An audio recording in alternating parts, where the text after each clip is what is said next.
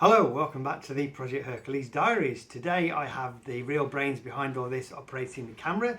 So as a rare treat you get to see me. I'm not normally in front of the camera. Well, I'll let you decide if it's a treat or not, but I'll show you what I'm doing with the rear brake.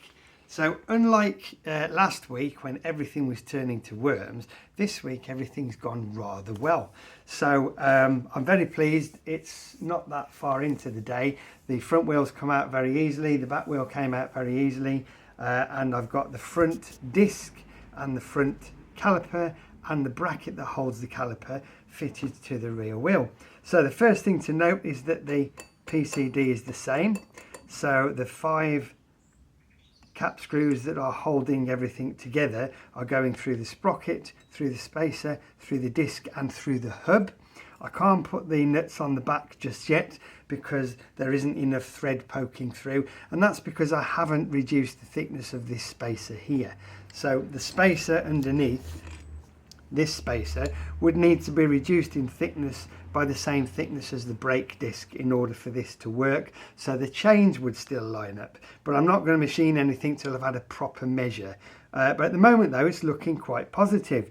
Now you might note that inside here the hole in the middle of the disc is slightly larger than the spigot on the wheel hub, and that's actually a good thing because it means that my spacer here, which does spigot onto there quite nicely, when I reduce the thickness by the same thickness as the brake disc, I can leave a male spigot on this. So the wheel will spigot into the spacer will spigot into the disc, and everything will be nicely concentric as long as I set it up well on the forejaw and clock off here before I start the job. So that should be relatively straightforward to do. Now it's quite satisfying when this works and they all just drop into place. Let's see if we can get that to happen. It won't work on camera, of course, will it?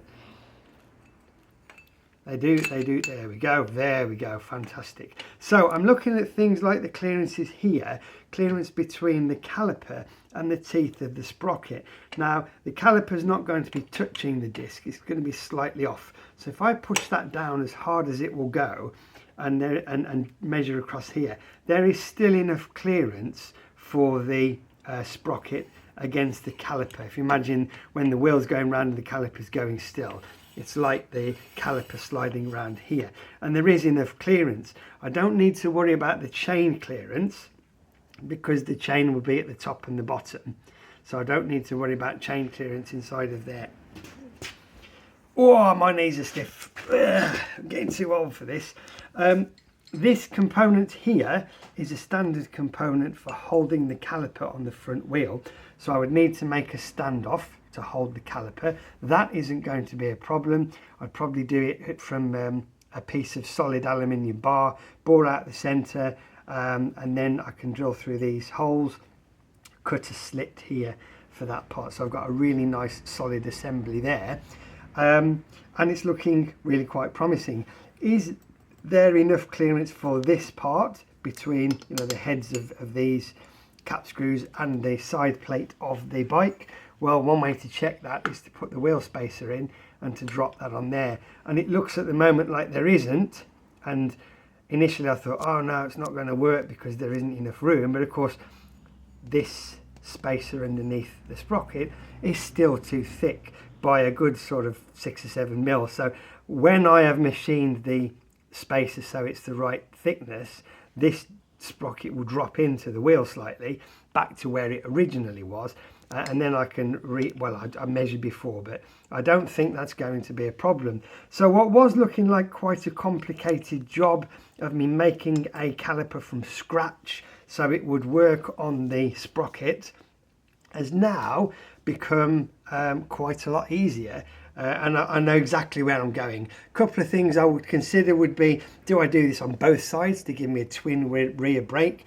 I could do that, but with the eye-watering cost of these bits from the Zodiac catalogue, that would be a really expensive solution. So I'm not going to do that. So that's where I've got to so far. I do a bit more measuring, a lot more measuring, just be absolutely sure that it's going to work. But the early indications are that it is.